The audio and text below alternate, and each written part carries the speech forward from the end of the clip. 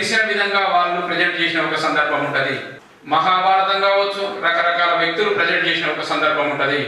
A+B² అయినది ఆ A+B² కాబట్టి తెలుగును వాచకం అన్నారు, ఇంగ్లీష్ను రీడర్ అన్నారు, మిగతా అన్ని శాస్త్రంగా గుర్తించిన ఒక పరిస్థితి కనపడ్డది. ఇంకొక I would like to classify another thing. ఈ మిగతా శాస్త్రాలు కూడా ఎక్స్టెన్షన్ అయినవి. అవి 4 గోడల మధ్యన ప్రయోగాత్మకంగా అది సమాజంలో జరిగే పరిణామాల ఆ ల్యాబులలో జరిగిన అనేక రకాల ప్రయోగాల సాంకేతిక శాస్త్రాలు మొత్తం అందించిన విజ్ఞానాన్ని, ఫలితాన్ని ఈ సమాజానికి ఎట్లా అనువర్తనింపజేయాలి, అప్లికేషన్లో ఉంచాలని తెలియజేసేదే సామాజిక శాస్త్రాల పని, సామాజిక శాస్త్రాల యొక్క పరిధి, సామాజిక శాస్త్రాల యొక్క ప్రాముఖ్యత. ఇవాళ సోషల్ సైన్సెస్ అంటే ఒక మాట మాట్లాడుకోవాలి. ఈ మారుతున్న సమాజంలో ఈ డైనమిక్స్ ఆఫ్ సొసైటల్ చేంజెస్, ఈ మారుతున్న సమాజంలో మనిషి ప్రవర్తన ఎట్లా ఉండాలి, ఎట్లా ఉన్నది, ఈ సామాజిక శాస్త్రాల్లో ప్రధానమైనవి చరిత్ర, ఆర్థిక శాస్త్రం, రాజకీయ శాస్త్రం, ప్రభుత్వ పాలనా శాస్త్రం, public administration, anthropology, sociology. These are all branches of social sciences. ఈ సోషల్ సైన్స్లో ఈ సమూలంగా ఉండే ఈ బ్రాంచెస్ యొక్క లక్ష్యం ఈ సమాజాన్ని విలువల సమాజంగా మార్చడము, ఈ సమాజాన్ని ఉపయోగకరంగా మార్చడము, ఈ సమాజంలో ఉండే అనేక సంక్లిష్టమైన సమస్యలకు పరిష్కారం, మానవుని ఆలోచన, ఆ ఆలోచనను ఒక పాజిటివ్గా మనిషి ఒక ప్రయత్నం చేసే సమగ్రమైన అవగాహన కల్పించే శాస్త్రాలు ఈ సోషల్ సైన్సెస్.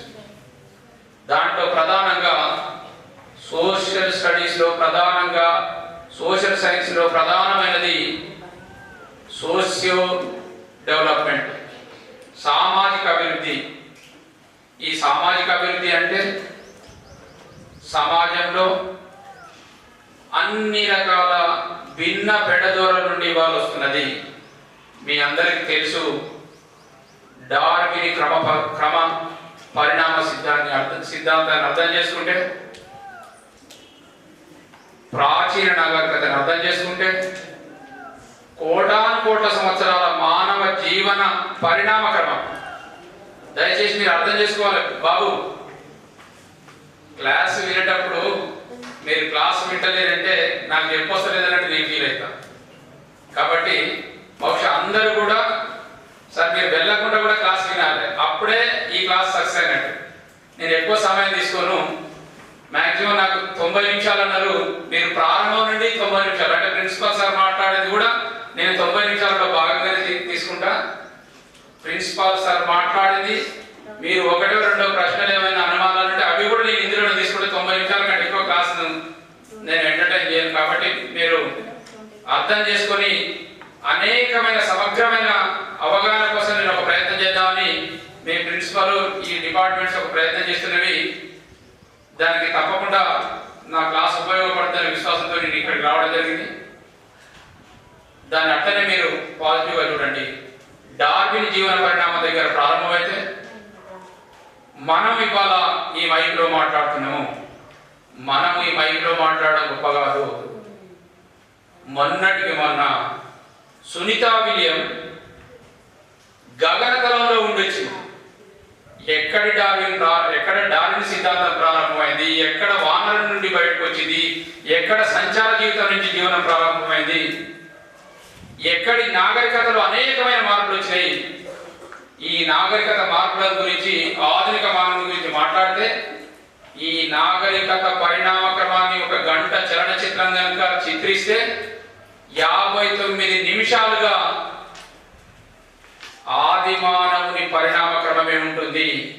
ఇవాళ సునీతా విలియం అంగారకుని దగ్గరికి వెళ్ళి 9 మాసాల నుండి వచ్చిన ఈ అభివృద్ధిని, ఈ మిసైల్స్, రాకెట్స్, ఇంత ఈ టెక్నాలజీ, ఇదంతా 1 నిమిషం. అంటే ఆధునిక మానవుని అభివృద్ధి అంతా కేవలం 1 నిమిషంలో ఉంటుంది. అంటే ఇక్కడికి మనం రీచ్ కావడానికి, ఇక్కడికి మనం చేరుకోవడానికి 59 నిమిషాలకు సంబంధించిన చరిత్ర ఉన్నది.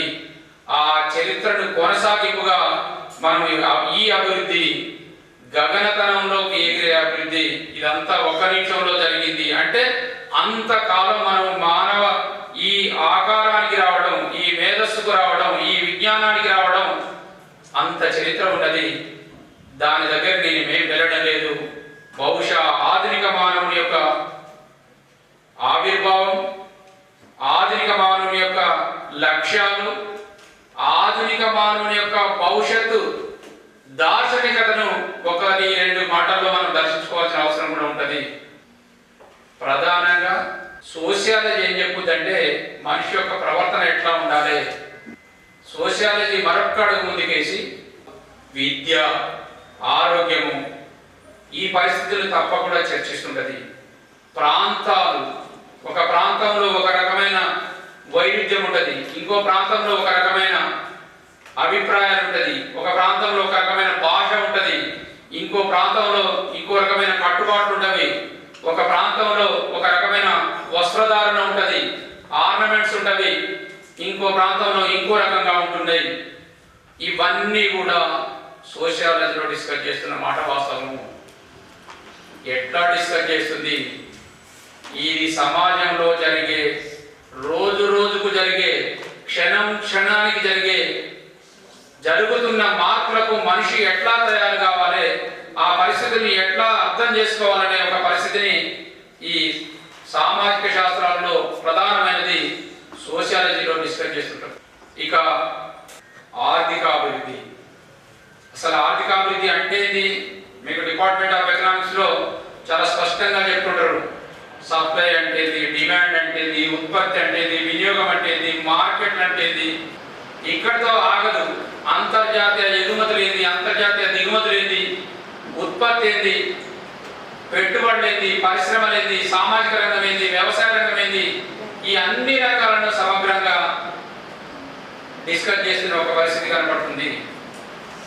ఇది సమాజం మీద ఈ ఆర్థిక అభివృద్ధి ఎట్లా పనిచేస్తున్నది, సమాజానికి అర్థశాస్త్రానికి ఏమైనా సంబంధం ఉన్నదా, ఈ సమాజానికి అర్థశాస్త్రానికి ఒకవేళ సంబంధం ఉంటే ఏ సంబంధం ఉన్నది?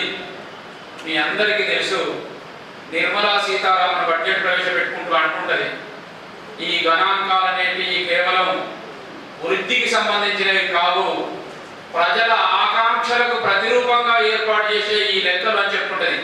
అంటే అందులో ఏమేమి ఉండాలి, విద్యకు ఏముండాలి, వైద్యానికి ఏముండాలి, ఉద్యోగితకు ఏముండాలి, ఉపాధులు ఏముండాలి, ఈ అభివృద్ధి జరగాలంటే, ఈ సమాజం అభివృద్ధి జరగాలంటే ఏ రంగానికి ఎంత కేటాయించాలనేది చాలా స్పష్టంగా చెప్పుద్ది.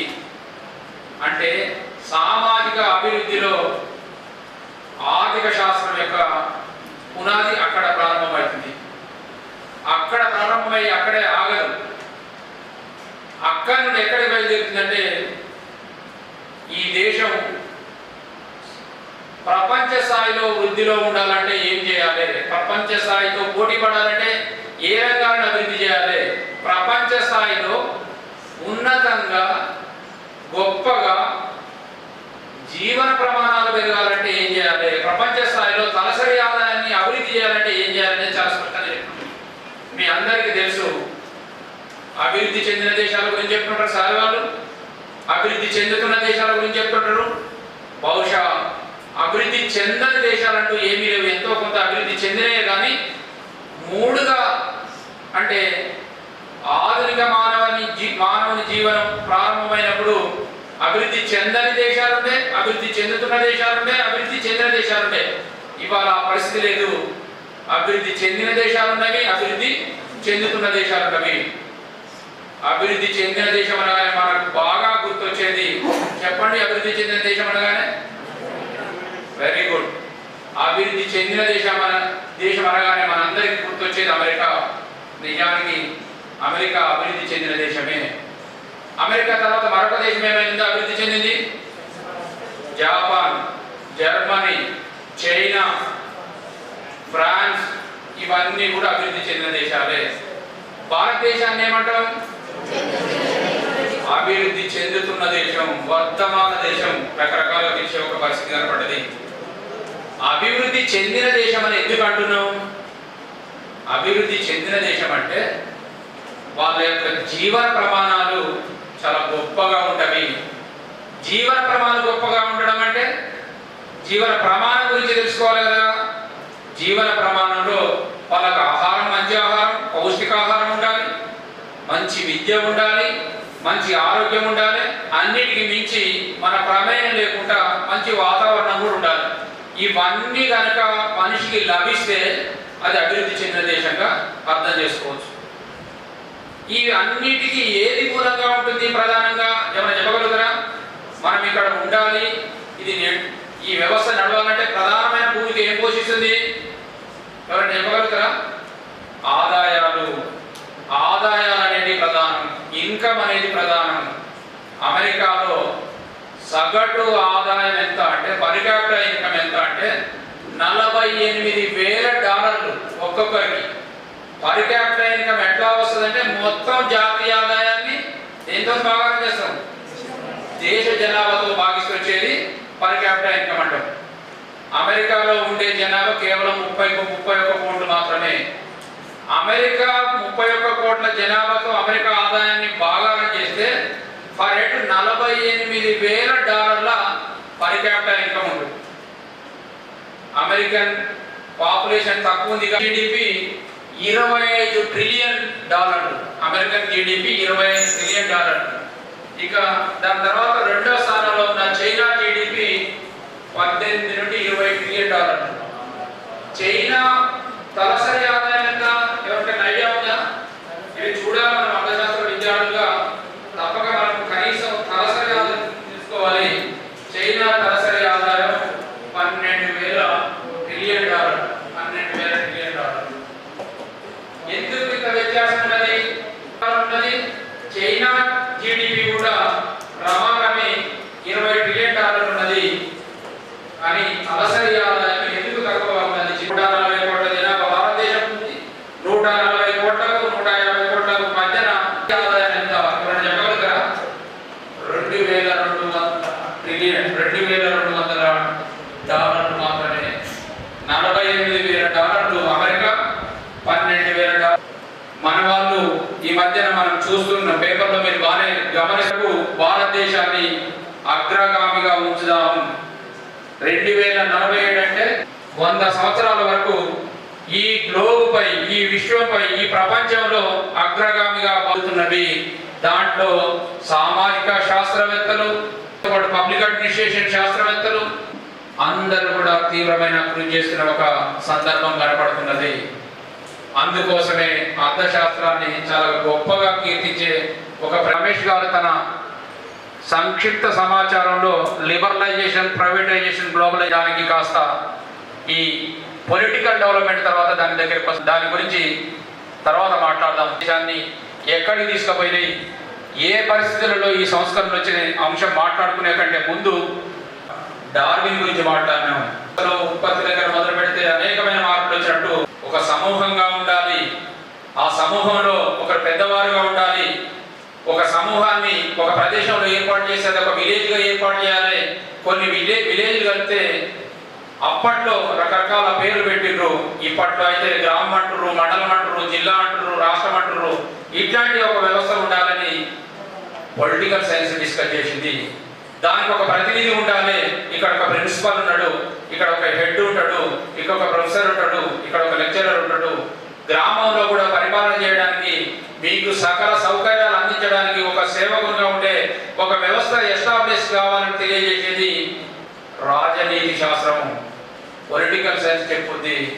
అట్లాంటి పరిస్థితి ఎవరు ఉండాలి, ఎట్లుండాలన్నప్పుడు దీంట్లో అనేక రకాల పరిశోధన చేసిన తర్వాత ఓటు హక్కు వచ్చింది. ఓటు హక్కు గురించి మీకు తెలిసే ఉంటుంది. ఇప్పుడున్న ఓట్లు బహుశా మీరందరూ ఓటర్లు అయ్యే ఉంటారు, కానీ వే బ్యాక్ టు 1928, 1929 మనం మాట్లాడుకుంటే, పూనా ఒడంబడిక దగ్గర మాట్లాడుకుంటే, అంబేద్కర్ గురించి మాట్లాడుకుంటే, గాంధీ గురించి మాట్లాడుకుంటే, బ్రిటిష్ వాళ్ళు పరిపాలన చేస్తున్నప్పుడు అందరికి ఓటు హక్కు లేదు. ధనవంతులకు 10,000 ఆదాయం ఉన్న వాళ్ళు మాత్రమే ఓటు హక్కు ఉంటే, లిమిటెడ్గా ఉండే ఎస్సీలకు లేదు, ఎస్టీలకు లేదు, ఓటాకు లేదు. అక్కడ 1928-29లో పూనా వడబడికలో జరిగిన రాజకీయ తీర్మానం మేరకు ఓటాకు వచ్చింది. ఓటాకు ఒకటే కాదు, శాసనసభలో పార్లమెంటులో వీళ్ళకి అధికారం ఉండే విధంగా రిజర్వేషన్ కూడా అక్కడ ప్రారంభమైన ఒక సందర్భాన్ని, ఇది పొలిటికల్ డెవలప్మెంట్గా దాన్ని అర్థం చేసుకోవాలి. ఇది మామూలు విషయం కాదు. మన వాళ్ళు మనకు సౌకర్యాలు అందించడానికి ఒకరి పైన ఉండాలంటే ఎవరు ఉండాలి, ఎవరు నిస్వార్థంగా పనిచేస్తారో వాళ్ళనే ఇక్కడ పంపించాలని తెలియజేసేదే ఓటు గురించి చాలా గొప్పగా ఆవిష్కరించిన ఒక సందర్భం. అది చాలా గొప్ప ఆవిష్కరణ. ప్రజాస్వామ్యం అంటే ఏంటి? అబ్రహం లింకన్ ఒక కొటేషన్ చెప్తారు, మీ అందరికి చెప్పుకుంటారు మీసార్లు, చెప్పండి. వెరీ గుడ్, చెప్పండి అమ్మ. అబ్రహం లింకన్ ప్రజాస్వామ్యం గురించి ఒక నిర్వచనం చెప్పిండు. Very good. ప్రజల చేత ప్రజల కొరకు ఎన్నుకున్నబడ్డ ప్రభుత్వమే ప్రజాస్వామ్యం అంటారు. చాలా గొప్ప ఆవిష్కరణ. నిజానికి అతిపెద్ద ప్రజాస్వామ్య దేశాల్లో భారతదేశం కూడా ఒక ప్రజాస్వామ్య దేశం. ఇవాళ మన ఎమ్మెల్యే గారు, మన దగ్గర ఉండే ఎంపీలు మన మధ్యనే ఉండేవాళ్ళే. ఇవాళ మన మధ్యన ఉండేవాళ్ళే రేవంత్ రెడ్డి కావచ్చు, మొన్నటి వరకు ఉన్న కేసీఆర్ కావచ్చు, ఇవాళ మోడీ కావచ్చు, ఇంకా XY ఎవరైనా కూడా మన సమూహం నుండే వచ్చిన వాళ్ళే మనకు పరిపాలన చేయడానికి ఒక అధికార పీఠాన్ని అప్పచెప్పిన పరిస్థితి ఈ పొలిటికల్ అభివృద్ధిగా అర్థం చేసుకోవచ్చు. ఈ సమాజంలో జరిగే అనేకమైన మార్పులు ఉన్నాయి. ఈ రాజకీయ మార్పులు చాలా గొప్ప మార్పులు. అసలు మనుషులు ఎట్లా ఉండాలి, మనుషులకు సౌకర్యాలు ఎట్లా ఉండాలనేది రాజకీయ సిద్ధాంతం తెలియజేస్తుంది. రాజకీయ శాస్త్ర అభివృద్ధితోనే ఈ ప్రపంచం చాలా సమగ్రంగా అభివృద్ధి అయిన మాట వాస్తవం. అది ఒప్పుకోవాల్సిన పరిస్థితి ఉంటుంది. బహుశా రాజకీయాల్లో జరిగే సంచలనాత్మక నిర్ణయాలు చాలా గొప్పగా తీసుకొచ్చినవి. ఎట్లా తీసుకొచ్చినాయి, ఆ సంస్కృతి ఏంటి, ఆ వారసత్వం ఏంటి, ఎక్కడ పీడన జరిగినా, ఎక్కడ అణిచివేత జరిగినా ఉద్యమాలు ఉండాలని చెప్పింది రాజనీతి శాస్త్రం, రాజకీయ శాస్త్రం. మీ అందరికీ తెలుసు, 2014 కంటే ముందు తెలంగాణ అనేది తెలంగాణ రాష్ట్రంగా లేదు. ఈ తెలంగాణలో వనరుల దోపిడీ జరుగుతుంది, నీళ్ల దోపిడీ జరుగుతుంది, నిధుల దోపిడీ జరుగుతుంది. ఇట్లాంటి ప్రొఫెసర్లు బహుశా రమేష్ గారు, అనసూయ మేడం, వీళ్ళందరూ అనేక వేదికల మీద మాట్లాడినాం. నేనైతే వందలాది వేదికల మీద మాట్లాడినా. తెలంగాణకు అన్యాయం జరుగుతుంది. ఆ అన్యాయాన్ని ప్రతిఘటించాలంటే మీలాంటి విద్యార్థులు మొత్తం కూడా రోడ్ల మీదకి వచ్చారు. మా హక్కు తెలంగాణ అనేది మా హక్కు అంటే అనేక పోరాటాల తర్వాత ఆ పోరాటానికి తలవొగ్గి ఈ పాలకులు తెలంగాణ ప్రజలకు ఉండాల్సినది, న్యాయబద్ధంగా దక్కాల్సిన వాటా తప్పక వాళ్ళకు అందించాలనేది ఒక రాజకీయ తీర్మానం జరిగింది. బహుశా చాలా మంది అమరుల త్యాగం ఉన్నది, దాని వెనకాల చాలా అభిరమైన కృషి ఉన్నది, నేను కాదనలేదు. కానీ ఇది రాజనీతి శాస్త్ర అధ్యాపకులు కావచ్చు, అవగాహన ఉన్న వాళ్ళు మాత్రమే దాన్ని పిల్లలకు, ప్రజలకు మొత్తం కూడా బోధించడం, నేర్పడంతోని ఆ పరిస్థితి వచ్చింది. తలవొగ్గి 2014 జూన్ 2వ తేదీన భారతదేశంలో పార్లమెంట్లో ఒక తీర్మానం జరిగింది. తెలంగాణ రాష్ట్రం ఆవిర్భవించింది. అంటే మనం ఏమనుకుంటున్నామంటే ఒక సైన్స్ మాత్రమే ఒక విలువను లేదా ఒక ఫలితాలను ఇస్తుంది అనుకుంటున్నాం. ఈ సమాజంలో విప్లవాలకు పునాది లేపే ఈ సామాజిక శాస్త్రాలు ఒక రాష్ట్రాన్ని సాధించుకున్నాం. అంతేందుకు రాష్ట్రాన్ని కాదు, 1947కు ముందు మనం అందరం బ్రిటిష్ వాళ్ళ ఒత్తిళ్ల మధ్య, బ్రిటిష్ వాళ్ళ దోపిళ్ల మధ్య మనం కొనసాగమాట వాస్తవం. ఇట్లా సామాజిక శాస్త్రాలకు సంబంధించిన అవగాహన కల్పించి బ్రిటిషు సామ్రాజ్యవాదుల మీద దాడి చేయించి మనం స్వతంత్రం తీసుకున్నమాట వాస్తవం. అంటే ఈ సామాజిక శాస్త్రాల యొక్క విలువ పునాది చాలా గొప్పగా ఉంటుంది. మనిషిని మనిషిగా చూడాలి, మనుషుల యొక్క ఆదర్శాలు ఈ సమాజానికి ఉపయోగపడాలి, షేప్ ఆఫ్ ద సొసైటీ ఎట్లా మారాలనేది నిరంతరంగా అంటుంటాం. బహుశా ఇప్పటికిప్పటికీ చాలా మంది ఏమనుకుంటారంటే ఇంజనీరింగ్ చదివిన వాళ్ళు, చాలా టెక్నాలజీలో స్థిరపడ్డ వాళ్ళే గొప్ప వాళ్ళు అనుకుంటారు. మీరు ఎప్పుడు నిరాశపడద్దు, మీ అంత గొప్ప వాళ్ళు కానే కాదు. ఎందుకంటున్నానంటే సాఫ్ట్వేర్ ఇండస్ట్రీలో పనిచేసే ఒక 100 మందిని పరిశీలిస్తే వాళ్ళ డాటాను తీసుకుంటే 90 మంది అసంతృప్తితోనే ఉన్నారు. డబ్బులు రావచ్చు కాక ఇవాళ మనుషులకు కేవలం డబ్బులు కాదుగా, ఇవాళ మనుషులకు ఎన్ని డబ్బులున్నా మళ్ళీ పరిసరాలు ఉండాలి, మంచి ఆహారం ఉండాలి, మంచి గాలి ఉండాలి, అన్నిటికీ మించి మంచి స్వేచ్ఛగా మాట్లాడే స్నేహితులు ఉండాలి. వాళ్ళకు ఎవరికి వాళ్ళు స్నేహితులు లేని పరిస్థితి. చాలా మంది ఆయురార్థం సాఫ్ట్వేర్ వాళ్ళది. మీరు దాదాపు మీ సగటు వయసు 70-80 సంవత్సరాలు బతికితే వాళ్ళు 50 సంవత్సరాల లోపే వాళ్ళ ఆయురార్థం ఉండే ఒక పరిస్థితి గమనిస్తున్నది. మీరు ఈ సమాజాన్ని సమూలంగా మార్చడానికి, సమాజాన్ని సంపూర్ణంగా అర్థం చేసుకోవడానికి, సమాజంలో ఉండే అనేక మౌలిక అంశాల పట్ల సంక్లిష్టమైన పరిస్థితులను అర్థం చేసుకొని బేషరతుగా మీరు నిలబడుతున్నారు. సాఫ్ట్వేర్ వాళ్ళు, సాంకేతిక రంగంలో పనిచేసే వాళ్ళు ఊరికనే చిన్న ఒత్తిడి భరించలేక అనేక రకాల ఆత్మహత్య చేసుకునే ఒక వాస్తవ పరిస్థితిని మనం చాలా సందర్భాల్లో గమనిస్తున్నాం. అంటే డబ్బులే ప్రధానం కాదు, హోదాలే ప్రధానం కాదు, సమాజంలో అనేక రకాల ఒడిదుడుకులు ఉంటవి, ధనిక పేద అనే వ్యత్యాసాలు ఉంటవి. అవి బహుశా సోషల్ సైన్స్ చదువుకున్న మీలాగా వాళ్ళకు అర్థం చేసుకునే ఒక పరిస్థితి లేవు. మీలాంటి వాళ్ళే ఈ సమాజానికి నిర్మాతలుగా, ఈ సమాజంలో భూమికగా ఉండే ఒక పరిస్థితి కనపడుతున్నది. ఇవన్నీ ఎక్కడ తెలుస్తున్నది, ఎట్లా అంటే సోషల్ సైన్స్ పుస్తకాలలో, రాజకీయ ఆర్థిక విధానాలలో చాలా స్పష్టంగా కనపడుతున్న మాట వాస్తవమే. ఇక కంటిన్యూషన్లో 1991 తర్వాత మార్పులు ఎట్లా వచ్చినాయంటే, భారత ఆర్థిక రంగంతో పాటు సామాజిక రంగంలో గొప్ప మార్పే 1947లో మనకు స్వతంత్రం వచ్చింది. ఈ 1947లో స్వతంత్రం వచ్చినప్పుడు మీ అందరికీ తెలుసు, మొట్టమొదటి ప్రధాని ఎవరు? జవహర్లాల్ నెహ్రూ గారు మొట్టమొదటి ప్రధాని. బహుశా భారతదేశం మొత్తం ఇందిరా కాంగ్రెస్ పార్టీ మొత్తం కూడా పరిపాలనలోకి వచ్చింది. ఒక్క కేరళలో తప్ప మిగతా అన్ని చోట్ల కాంగ్రెస్ పార్టీ అధికారంలో ఉన్నది. 1970 వరకు, 67 వరకు అన్ని రాష్ట్రాలలో కూడా కాంగ్రెస్ పార్టీ కొనసాగింది. కాంగ్రెస్ పార్టీ ఆదర్శాలను ఈ ప్రజలకు అందించే ఒక ప్రయత్నం చేసింది.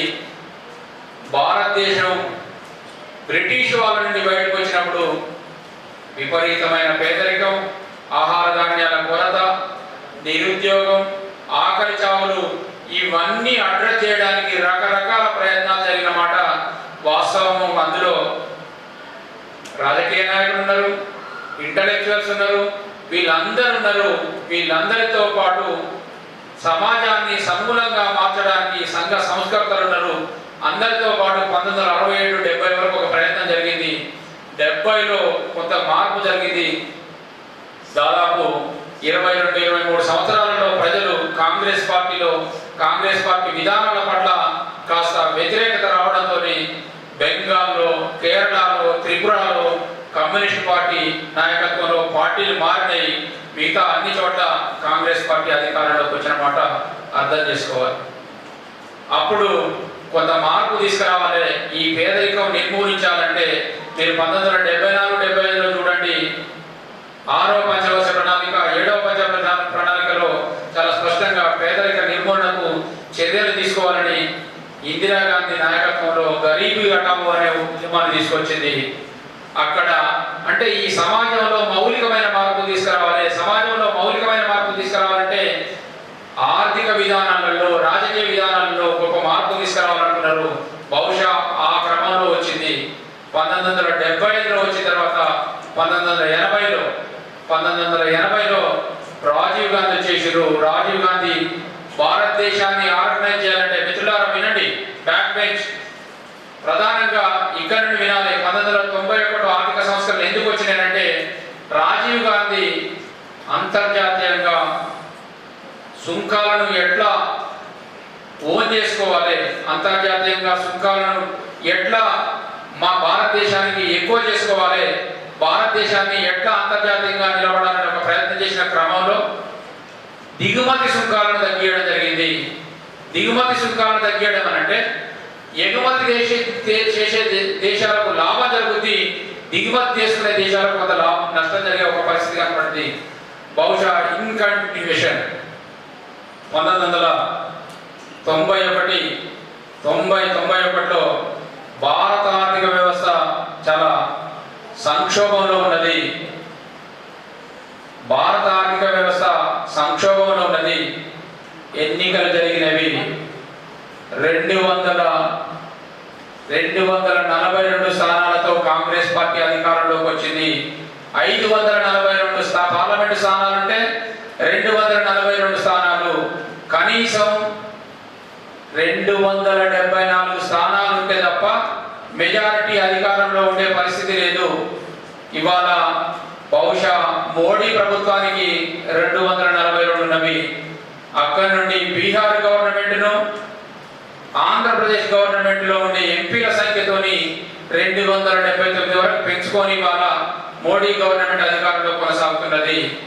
అట్లాగే 242 చాలని ఎంపీ స్థానాలతో పివి నరసింహారావు, మన పక్కనే ఉండే కరీంనగర్ వాసి పివి నరసింహారావును ప్రధానమంత్రిగా తీసుకున్నారు.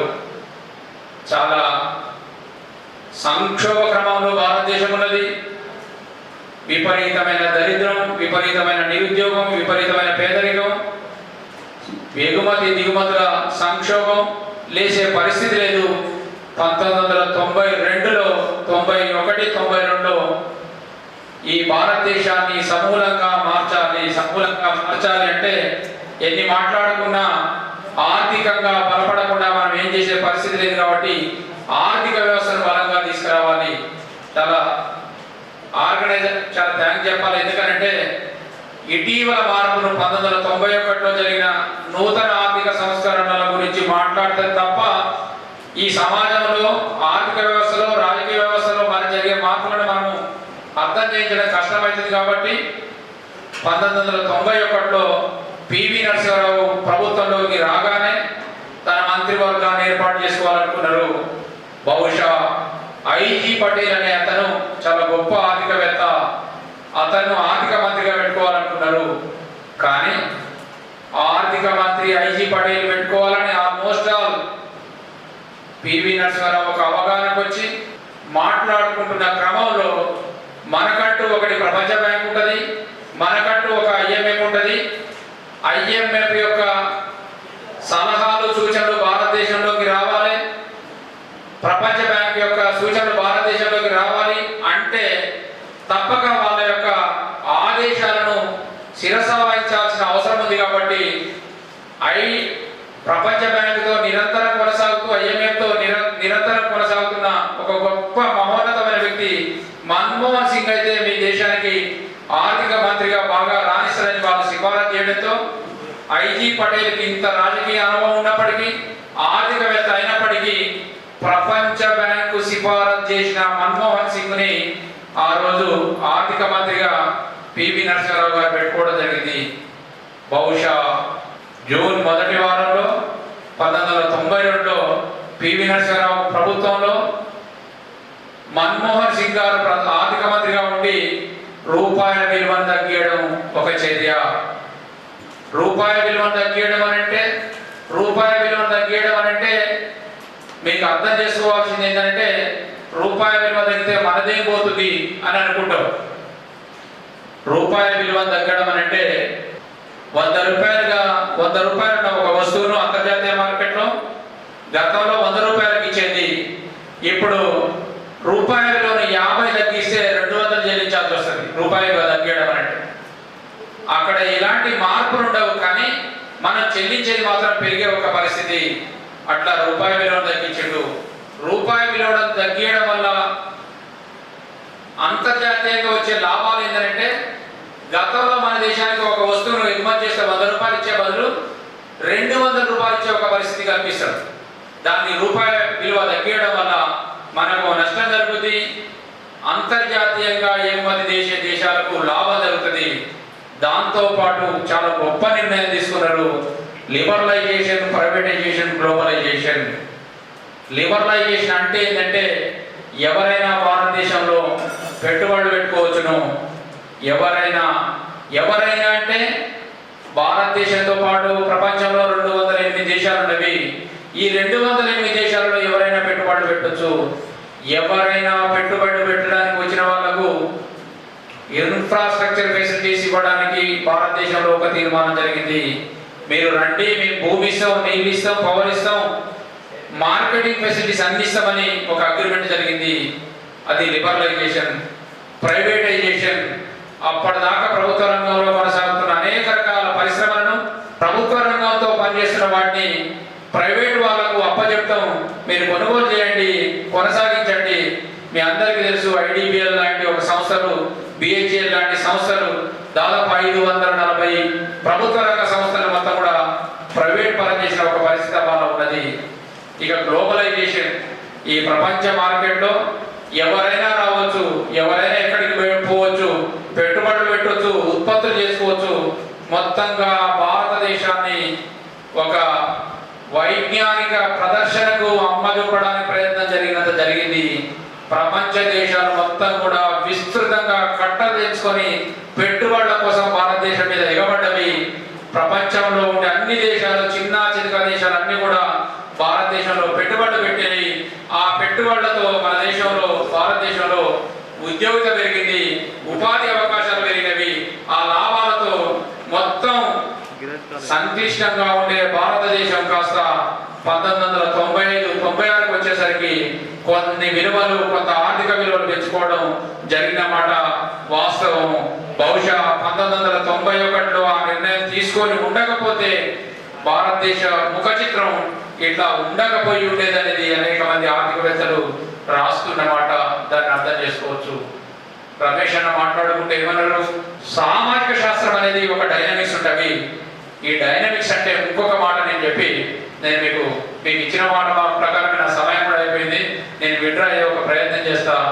డైనమిక్స్ అంటే ఏం లేదు, వ్యవసాయ రంగం నుండి పారిశ్రామిక రంగానికి అభివృద్ధి చెందడం, చదువురాని నిరక్షరాస్యత నుంచి అక్షరాస్యతకు చేరడం, జులాయిగా తిరిగే మనం ఉద్యోగుల కోసం పోరాటం చేసే ఒక ప్రయత్నానికి, మానసికంగా సంసిద్ధం కావడానికి చేసే ఒక ప్రయత్నం, ఇదంతా డైనమిక్స్ అంటాము.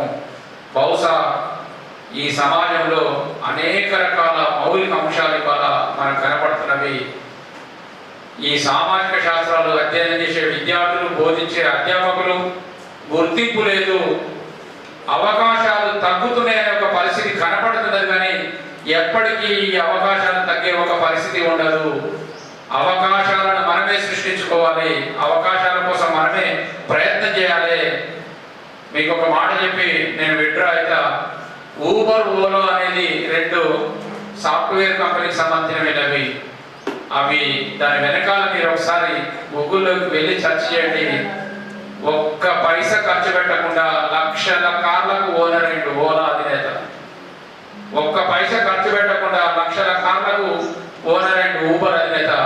వాళ్ళిద్దరూ సామాజిక శాస్త్రాలు చదువుకొని సమాజంలో ఉండే అవసరాలను గుర్తించి అట్లా గొప్ప పారిశ్రామికవేత్తలు ఎదిగిందనే విషయాన్ని సందర్భంగా గుర్తు చేసుకుంటూ, నాకు ఇచ్చిన సమయాన్ని ఇంకేమైనా సమయం కంటిన్యూ చేయమంటే చేస్తా. ఏమైనా ప్రశ్న జవాబుల మీద అధ్యాపకులు కావచ్చు, లేదంటే విద్యార్థులుగా మాట్లాడితే దానికి ఆన్సర్ చేసే ఒక ప్రయత్నం చేస్తారనే విషయాన్ని సందర్భంగా గుర్తు చేసుకుంటూ, ఒక మంచి అవగాహన అంటే ఇది ఒక సందర్భం కూడా. ఈ సందర్భాన్ని నాకు ఇచ్చినందుకు మరి ఒకసారి ప్రిన్సిపల్కు, మా వెంకటేష్ గౌడ్కు, మా రమేష్ గారికి, అనసూయ మేడకు, మా షాహీన్ మేడకు, మా వెంకటకిషన్ సార్కు, అన్నిటికి మించి కాస్త ఇబ్బంది అయినా కూడా ఓపిక ఉన్న విద్యార్థులందరికీ హృదయపూర్వకంగా అభినందనలు తెలియజేసుకుంటూ విరమించుకుంటున్నాను. మా పిల్లలు డిగ్రీ అయిపోయిన తర్వాత ఎంఏ ఎకనామిక్స్ చేస్తే భవిష్యత్తులో వాళ్ళకు ఏ రంగాల్లో అవకాశాలు ఉంటాయో ఒకసారి చెప్పండి సార్. ఇవాళ సామాజిక శాస్త్రాలలో గొప్ప శాస్త్రం అని నేను చదువుతున్నందుకు ఏం చెప్పడం లేదు, నిజానికి కూడా. ఎందుకనంటే ఎంబీఏలో ఒక పేపర్ ఉంటుంది, ఎకనామిక్స్, మార్జినల్ ఎకనామిక్స్ కావచ్చు, మేనేజర్ ఎకనామిక్స్ కావచ్చు. ఎంబీఏ అంటే సోషల్ సైన్స్ రిలేషన్ ఉంటుంది అనుకున్నాం. మీ అందరికీ తెలుసు, ఇంజనీరింగ్లో కూడా ఎకనామిక్స్ ఉంటుంది. ఇంజనీరింగ్ ఎకనామిక్స్ అనేది కూడా సరే సహజంగా చాలా కాలేజీలు ఉన్నాయి. ఐఐటి కంప్యూటర్ సైన్స్ చదువుకునే వాళ్ళతో పాటు ఐఐటిలో కూడా ఎకనామిక్స్ అనేది ఒక బ్రాంచ్ ఉంటుంది. ఫిజిక్స్, మ్యాథ్స్, ఎకనామిక్స్ అంటే ఒక గొప్ప అవకాశాలు. భారతదేశంలో సైన్స్తో పాటు సోషల్ సైన్సెస్లో అత్యధికమైన అవకాశాలు ఉండేది ఏంటంటే అది ఎకనామిక్స్. ఇవాళ కంప్యూటర్ సైన్స్ కావచ్చు, బిగ్ డాటా కావచ్చు, ఇవన్నిటిని అర్థం చేసుకునే కెపాసిటీ ఎవరికి ఉంటుందంటే మన అర్థశాస్త్రం జరుగుతున్నారు. ఎందుకు ఉంటుందంటే మనం కాస్త గ్రాఫిక్ నాలెడ్జ్ ఉంటుంది, స్టాటిస్టిక్స్ మీద కొంత అవగాహన ఉంటుంది, పట్టికల మీద ఒక అవగాహన ఉంటుంది. కాబట్టి బ్యాంకింగ్ సెక్టార్ దగ్గర నుంచి మొదలు పెట్టుకుంటే అన్నిట్లో అర్థశాస్త్రాన్ని క్వాలిఫై చేయకుండా ఏ శాస్త్రాన్ని క్వాలిఫై చేయడం లేదు. అద్భుతమైన విశేషమైన అవకాశాలు అర్థశాస్త్రానికి ఉన్నవి. కానీ దాంట్లో లోతైన అవగాహన ఉండాలి, లోతైన అధ్యయనం ఉండాలి. అప్పుడు మాత్రమే అది సాధ్యమవుతుంది. ఇంకొక మాట ఏంటంటే తెలంగాణ స్టేట్ గవర్నమెంట్ విడుదల చేసిన ఏ నోటిఫికేషన్లోనైనా చూడండి, ఎకనామిక్స్ అనేది ఒక సపరేట్ పేపర్ ఉంది. నేను ఇది సందర్భంగా చెప్తున్నా, నేను గ్రూప్ 1 వాల్యుయేషన్ చేసిన, గ్రూప్ 1 పేపర్ వాల్యుయేషన్ చేసిన. గ్రూప్ 1 పేపర్ వాల్యుయేషన్లో ఒక థీమ్ ఇస్తారు, ఆ థీమ్ ప్రకారమే వాల్యుయేషన్ చేయాలి. చాలా పారదర్శకంగా ఉంటుంది. ఎంత పారదర్శకంగా అంటే నా పేపరు నేను వాల్యుయేషన్ చేస్తున్నప్పుడు నేను 150 మార్కులకు 110 మార్కులు 108 మార్కులు వచ్చినాయంటే నా పేపర్ తీసుకుపోయి ఇంకొకసారికి ఇస్తే ఇంకో వాల్యుయేషన్ చేసి అతనికి ఇస్తారు. నా మార్కులకు పిన్ కొడతారు, అతనితో చేయిస్తారు. అతను చేసిన పేపర్ నాతో చేయిస్తారు. నాకు 110 మార్కులకు బహుశా 108 112 కంటే తేడా వస్తే మళ్ళీ ఇంకోతో వాల్యుయేషన్ చేయిస్తారు. అంత చాలా పకడ్బందీ వాల్యుయేషన్ జరిగింది. ఈ తేడా అధికంగా తేడా లేని పేపర్ ఏదైనా ఉందంటే అది ఎకనామిక్సే. ఎందుకంటే ఒక సైంటిఫిక్ అడ్రస్ చేసిన ఒక పేపర్ మనం గ్రూప్ 1లో కూడా ఉన్నది, అక్కడితోని ఆగదు. ఇంకా మీరు నోటిఫికేషన్లు చూస్తే డిగ్రీలో ఎకనామిక్స్ చదువుకున్న వాళ్ళకు మాత్రం అసిస్టెంట్ సెక్షన్ ఆఫీసర్స్ పోస్టులు మాత్రమే అర్హత పొందుతారు అని ఉంటుంది. మీరు నోటిఫికేషన్ తర్వాత చూస్తారు, డిగ్రీ అయితే తెలుస్తుంది. అంటే ఎకనామిక్స్ చదువుకున్న వాళ్ళకు మాత్రమే 113 పోస్టులు డిక్లేర్ చేస్తే ఒక 58కు ఒక 70 పోస్టులు ఉంటాయి. ఆ 70 పోస్టులకు ఎకనామిక్స్ చదువుకున్న వాళ్ళకు మాత్రమే అర్హత, మిగతా వాళ్ళకు ఉండవు. ఇంతకంటే ఎక్కువ ప్రభుత్వ రంగంతో పాటు ప్రైవేట్ రంగంలో చదువుకోవడానికి అర్హతలు ఉండే అవకాశాలు ఉండే శాస్త్రం ఏదైనా ఉంది అంటే అది ఎకనామిక్సే. కానీ ఆషామాషిగా చదివితే ఏదో డిగ్రీ బిఏ ఉంటే ఆ ఉద్యోగాలు వస్తాయనైతే నేను హామీ ఇవ్వను. దాన్ని సమగ్రంగా లోతుగా ప్రతి అంశాన్ని సూక్ష్మంగా అర్థం చేసుకున్న వాళ్ళకు మాత్రమే గొప్ప గొప్ప స్థానాల్లో ఉంటారు. మీ అందరికీ తెలుసు, రాజకీయ రంగాల్లో నిలబడ్డ నిర్మలా సీతారామన్ది ఎంఏ ఎకనామిక్స్ జేఎన్యూలో అయిపోయింది. ఇవాళ బట్టి విక్రమార్కది జేఎన్యూలో ఎంఏ ఎకనామిక్స్ అయిపోయింది. అంటే ఒక పరిపాలన రంగంలో రాణించాలన్నా, రాజకీయాలలో రాణించాలన్నా, ఇంతకు మన అమ్మ వాళ్ళు ఎవరైనా గట్టిగా చదువుకున్న వాళ్ళ ఆర్థిక నిర్వహణకు ఆ అవగాహన లేని వాళ్ళకు కూడా తేడా ఉంటుంది. నిత్య జీవితంలో కూడా అర్థశాస్త్రాన్ని వినియోగించుకోండి, అప్లై చేయండి. దానివల్ల బహుళ ప్రయోజనాలు ఉంటాయనే విషయాన్ని ఈ సందర్భంగా గుర్తు చేసింది. Thank you sir. చెప్పినంత పాటు సోషల్ సైన్సెస్ సబ్జెక్ట్స్ అన్ని కూడా ఇంటర్ రిలేటెడ్. ఇక్కడ మాత్రమే మనము దానికి economics, political science, history, public administration అట్లా సపరేట్గా చదువుతాం. వాస్తవానికి మనకు హయ్యర్ లెవెల్లో పొలిటికల్ ఎకానమీ ఇంటిగ్రేటెడ్ కలిపి చదవాల్సిన పరిస్థితులు. రెండింటికి మనకు విడదీయలేదు. పొలిటికల్ ఎకానమీ మనకు ఈపీడబ్ల్యూ అని ఒక మ్యాగజైన్ వస్తుంది, ఎకనామిక్ అండ్ పొలిటికల్ వీక్లీ. అది ఇప్పుడు ఆన్లైన్ ఎడిషన్లో మాత్రం లభ్యమవుతుంది అనుకుంటా. ఫ్రమ్ బాంబే. మనకు Bombay is the economic capital of India. అట్లా మనకు ఇంటిగ్రేటెడ్గానే అప్రోచ్ ఉంటే బాగుంటుంది దేనికైనా. హవెవర్ ఇప్పుడు మన టాపిక్లో కనుక వచ్చినట్లయితే చాలా ఉన్నాయి సార్, చాలా వివరంగా మనకి ఈ థీమ్కి లోబడి చెప్పినారు. అయితే దీని అడిషన్ టు కొన్నాయిసారి ఇన్ఫర్మేషన్కి నాకేమనిపించిందంటే కొన్ని పాయింట్స్ చెప్తున్నాను. మనకు 1947లో ఇండిపెండెన్స్ వచ్చింది, correct 20 years, that is in 1967 మనకి నక్సల్బరీ ఉద్యమం స్టార్ట్ అయింది. ఇంకేతకాలం ఉంటుంది, ఇంకేతకాలం ఉండాలి ఇదే రకమైనటువంటి పరిపాలన, ప్రజల స్థాయికి ఇంకా ఎందుకు ఈ పర్కోలేట్ కాలేకపోతుంది వెల్త్ అంతా, కేవలము అది ఉన్నత వర్గం దగ్గర ఎందుకు అయిపోతున్నటువంటి ఉద్దేశంతో మనకు 67లో కరెక్ట్గా 20 సంవత్సరాలకి స్టార్ట్ అయింది. తర్వాత 25 years of independence, that is 1971-72 గరీబీ హఠావో నినాదాన్ని తీసుకొని పేదవాళ్ళని అంటే పేదరిక నిర్మూలన కార్యక్రమాన్ని ఒక ఫ్లాగ్షిప్ ప్రోగ్రామ్గా పతాక శీర్షికల్లో ఉండేటువంటి ప్రోగ్రామ్గా తీసుకుని మొదలుపెట్టినారు. అంటే ఈ సమాజంలో వస్తున్నటువంటి అసంతృప్తిని మనం అకామిడేట్ చేయాలి, అడ్రస్ చేయాలి. అడ్రస్ చేయకపోతే అది వేరే రకమైనటువంటి ఎరప్షన్స్కి, డిస్ట్రక్షన్స్కి దారితీసే అవకాశం. ఆ స్కోప్ మన సోషల్ సైంటిస్టులుగా మనం మాత్రమే అడ్రస్ చేయగలం. అన్న చెప్పినట్లుగా ఇప్పుడు మనకి కంప్యూటర్ ఫీల్డ్లో ఉన్న వాళ్ళ గురించి నేనేం తక్కువ చేయను, కానీ వాళ్ళ ఫీల్డ్ వాళ్ళది. బట్ ఒక రైట్ థింగ్ ఏంటంటే నేను ఇప్పటివరకు చూసింది ఒక్కరంటే ఒక పబ్లిక్ ఇంటెలెక్చువల్ నేను అక్కడి నుంచి చూడలేకపోయినా, ప్రజల గురించి మాట్లాడేవాడు, ప్రజల సమస్యల గురించి మాట్లాడేవాడు ఎవరు కూడా మనకు ఆ సెక్టార్ నుండి నాకైతే కనబడలేదు. సబ్జెక్టు కరెక్షన్ ఎవరికైనా కనబడితే ఇక విద్యార్థులైనా సరే మీరు కనుక చూసినా కానీ భవిష్యత్తులో గమనించండి. ప్రజల సమస్యల్ని, సమాజంలో వస్తున్నటువంటి సమస్యల్ని గమనించేది, విశ్లేషించేది, తగు మార్గాన్ని చూపించగలిగేది మన సోషల్ సైన్సెస్ సబ్జెక్ట్సే. ఈ విషయాన్ని మనం సగర్వంగా మనం అంగీకరించవచ్చు. ఇక తర్వాత మన సోషల్ సైన్సెస్ విలువ 90s LPG తర్వాత తగ్గినట్లుగా కనబడింది. కొంతమంది ముఖ్యమంత్రులు కావాలని సైన్సెస్కి, సోషల్ సైన్సెస్కి విలువ తగ్గించే ప్రయత్నం చేసినారు. అయినప్పటికీ కూడా దాని విలువేం తగ్గలేదు. అయితే అట్లా చేయడం వల్ల ఏమైందంటే stem, STEM, science, technology, engineering and maths ఈ సబ్జెక్టులకి బాగా క్రేజ్ పెరిగింది. వీటికి పెరగడం వల్ల మంచి ఉపాధి అవకాశాలు వచ్చినాయి. ఈరోజు మీరు చూడండి, ప్రతి గ్రామంలో ఐఎమ్ షూర్ ఖచ్చితంగా సాఫ్ట్వేర్ నుండి కనీసం 5 నుండి 10 మంది ఉద్యోగులు ఉన్నారు. మంచి శాలరీస్తో వాళ్ళ కుటుంబాలు ఊళ్ళల్లో ఈ వ్యవసాయం చేసుకుంటూ, పొలాలు కొట్టుకుంటూ ప్రశాంతంగా ఉండగలుగుతారంటే because of this LPG reforms. దానివల్ల వచ్చినటువంటి ఈ స్టెప్ ఇందాక చెప్పినటువంటి సైన్స్, టెక్నాలజీ, తర్వాత ఈ ఇంజనీరింగ్ అండ్ మ్యాథ్స్ సబ్జెక్ట్స్ వల్ల చెప్పి సగర్వంగా చెప్పవచ్చు. ఎట్ ద సేమ్ టైం వీటి నుండి మనకు ఒక పబ్లిక్ ఇంటెలెక్చువల్ రావట్లేదు.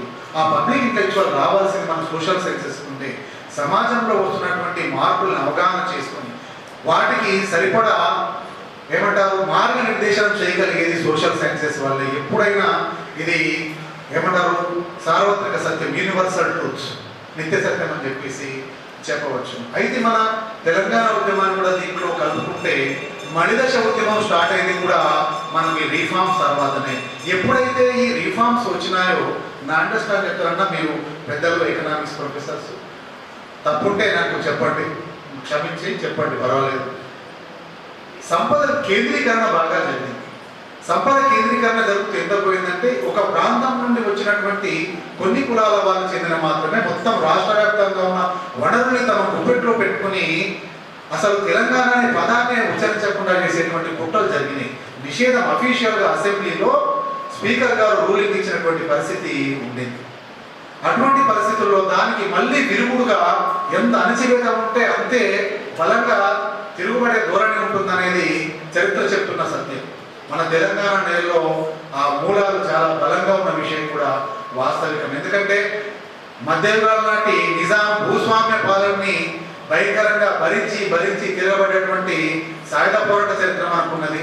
అట్లాగే 97 మనకి మలిదశ ఉద్యమం, 96 తర్వాత భువనగిరి సభ కానీ, సూర్యాపేట సభ కానీ, మారోజు వీరన్న, పెళ్లి లలితక్క వీళ్ళ నాయకత్వంలో జరిగినటువంటి ఈ ఉద్యమాలు కానీ వీటికన్నిటికీ కూడా కారణం ఏంటంటే రీఫార్మ్స్ కారణంగా జరిగినటువంటి సంపద కేంద్రీకరణ.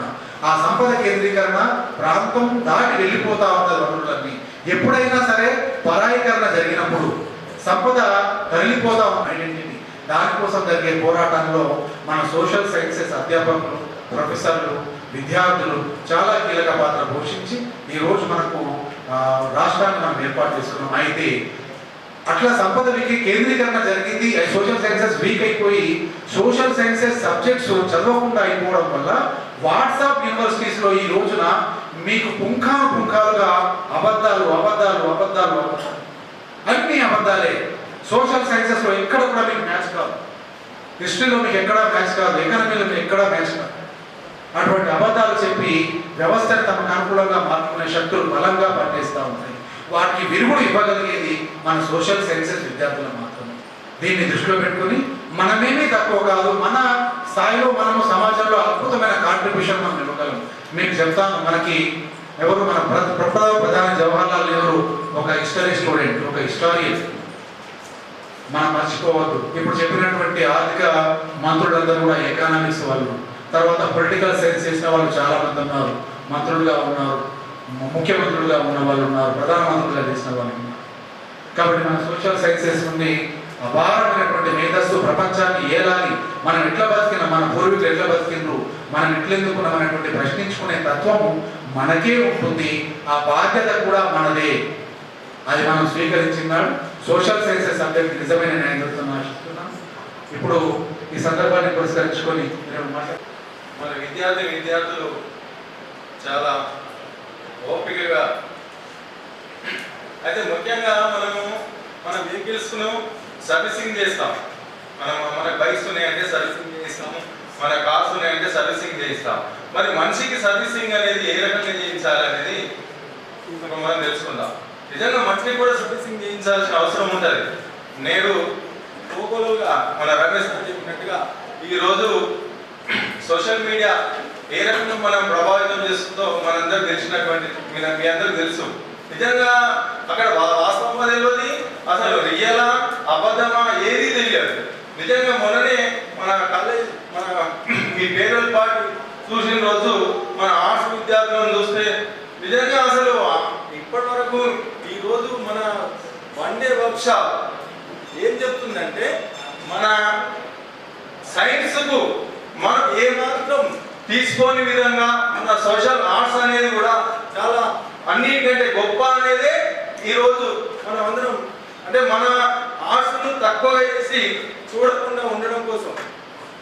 హలో, అయితే నిజంగా ఈరోజు మన సోషల్ సైన్సెస్ అన్ని కలిసి ఈరోజు పునాది పడ్డది కాలేజీలో. ఏంటంటే అందరం కలిసి ఈరోజు మంచి ఒక వక్త, నిజంగా మన డాక్టర్ పుణ్యం గారు అంటే మన యూనివర్సిటీలోనే మన సార్ మాట్లాడితే మొత్తం డే అంతా కూడా మాట్లాడతాడు. కానీ సార్ ఇప్పటి వరకు చెప్పినటువంటి సెమినార్కు విద్యార్థుల నుంచి స్పందన అనేది తక్కువ కనబడుతుంది. వాస్తవంగా ఈరోజు ధనవంతులతో కూడా నిశ్చిత కాలేజీకి వెళ్తారు. నిజంగా ఈ కాలేజీకి వచ్చే వాళ్ళు ఎవరు వస్తున్నాయంటే మధ్యతరగతి వాళ్ళు. ధనవంతులు అయితే హైదరాబాద్ వెళ్తారు, అక్కడ నిశ్చిత కాలేజీకి వెళ్తారు. మరి ఇక్కడికి వచ్చే వాళ్ళంతా కూడా మన పేద వాళ్ళు ఉంటారు. కాబట్టి రేపు ఫ్యూచర్లో మన మైండ్కు సర్వీసింగ్ అనేది దేని ద్వారా జరుగుతుంది అంటే మన ఇటువంటి సెమినార్ల ద్వారా మనము ఈరోజు నేను మీ ముందు ఒక అధ్యాపకునిగా అసిస్టెంట్ ప్రొఫెసర్గా నిలబడ్డానంటే నిజంగా మన గురువు గారు అయినటువంటి మన పుణ్య సారు దయవల్లనే నేను ఈరోజు మీ ముందు నిలబడి నేను మాట్లాడుతున్నాను. అంటే ఇది మీ ఫైనల్ ఇయర్ విద్యార్థులు ఒక 1 మంత్లో ఈ కళాశాల వదిలి వెళ్ళడం అనేది జరుగుతుంది. అయితే కళాశాల వదిలి వెళ్ళిన తర్వాత మీరు పీజీ విషయంలో మన ఎంఏ ఎకనామిక్స్ పరంగా కానీ పుణ్య సార్ సహకారం ఎంతో మీకు లభిస్తుంది. అదే రకంగా సెకండ్ ఇయర్ విద్యార్థులకు, ఫస్ట్ ఇయర్ విద్యార్థులకు మనం నిజంగా డైలీ క్లాసెస్ ఎన్నో చెప్పుకుంటాం. క్లాసెస్లో చెప్పింది వేరుండదు, ఈ సెమినార్ల ద్వారా అయినటువంటి ఇన్ఫర్మేషన్ అంతా కూడా వేరుండదు. అంటే మనం సమాజంలో ఏ రకంగా బతకగలగాలి, రేపు ఫ్యూచర్లో డిగ్రీ కంప్లీట్ అయిన తర్వాత లేకపోతే మన పెళ్లిళ్ళు అయిన తర్వాత ఉన్నటువంటి దాన్ని ఎదుర్కోవాలంటే ఇటువంటి సెమినార్స్ మనం ఎన్నో వినాలి. అయితే ముఖ్యంగా ఇప్పుడు ఇప్పటి వరకు చెప్పినటువంటి దాని మీద మరి విద్యార్థుల నుంచి స్పందన చాలా తక్కువ ఉంది. మరి విద్యార్థులు మీరు ఎన్ని క్వశ్చన్స్ వేస్తే అంత బాగా మీకు అండర్స్టాండింగ్ ఎందుకు పడతాం. కేవలం మన వెంకటకృష్ణ సార్ ఒక్కరే మాట్లాడారు, ఇంకా మాట్లాడాలి, ఇంత మంచి అవకాశం రాదు మీకు. మన డాక్టర్ పుణ్య సార్ గారు మనలాగానే మీ అందరికీ అందుబాటులో ఉంటాడు. ఎప్పుడైనా ఎల్లవేళలా మీరు భవిష్యత్తులో ఎంఏ ఎకనామిక్స్ చేయాలన్నా లేకపోతే ఇంకా మన యొక్క ఉద్యోగ అవకాశాల పరంగా కానీ అన్ని విధాలుగా సహకరిస్తానని కోరుకుంటూ ఇంకా మీ నుంచి స్పందన రావాలి, మీ నుంచి క్వశ్చన్ రావాలని నేను కోరుకుంటున్నాను. Fine year student. Sir, అసలు ఆంథ్రోపాలజీ అంటే అర్థమైంది. నిజానికి మానవ జీవన పరిణామ క్రమాన్ని కంప్లీట్గా ఆంథ్రోపాలజీలో అధ్యయనం చేస్తుంటాం. ఈ ఆంథ్రోపాలజీని అనేక మంది సివిల్ సర్వీసెస్తో పాటు గ్రూప్ 1లో కూడా ఒక సబ్జెక్టులో పెట్టుకునే ఒక పరిస్థితి కనపడుతుంటుంది. మంచి శాస్త్రం ఇది. కాకపోతే ఈ political science, economics, public administration లెక్క కాకుండా లిమిటెడ్ సిలబస్ ఉంటుంది. ఒక జాగ్రఫీ, ఒక ఆంథ్రోపాలజీ, ఒక సైకాలజీ అట్లా పెట్టుకుంటుంటారు. ఇది మంచి సబ్జెక్టే.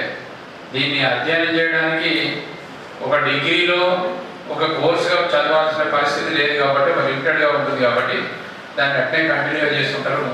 ఇది చదవాలనుకుంటే డిస్టెన్స్ ఎడ్యుకేషన్లో కానీ లేదంటే ఓపెన్ యూనివర్సిటీ ద్వారా చదవచ్చు.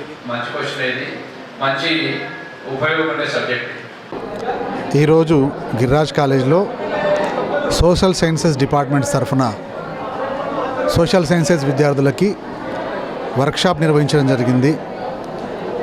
మారుతున్న సామాజిక, ఆర్థిక, రాజకీయ పరిస్థితుల్లో సామాజిక శాస్త్రాల పాత్ర గురించి చెప్పడం జరిగింది. తెలంగాణ యూనివర్సిటీ నుండి డాక్టర్ ఏ Punnaiah, applied economics head, Telangana university నుండి రావడం జరిగింది.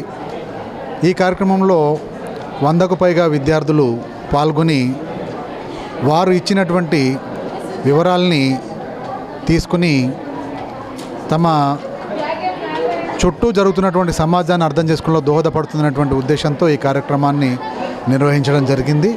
ఈ కార్యక్రమానికి కళాశాల ప్రిన్సిపల్, మిగతా సోషల్ సైన్సెస్ డిపార్ట్మెంట్స్ నుండి political science, economics, public administration, history departments నుండి హెడ్స్, వివిధ ఫ్యాకల్టీ అందరూ కూడా హాజరు కావడం జరిగింది. ఈ కార్యక్రమము ముఖ్యంగా సమాజంలో నిరంతరం వస్తున్నటువంటి మార్పుల్ని అర్థం చేసుకోవడంలో విద్యార్థులకు దోహదపడుతున్న ఉద్దేశంతో నిర్వహించడం జరిగింది.